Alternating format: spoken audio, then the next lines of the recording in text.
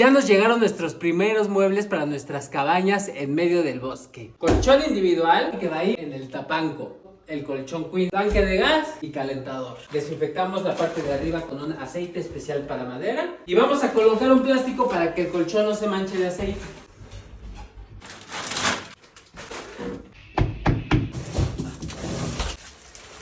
Haciendo las cosas se aprende.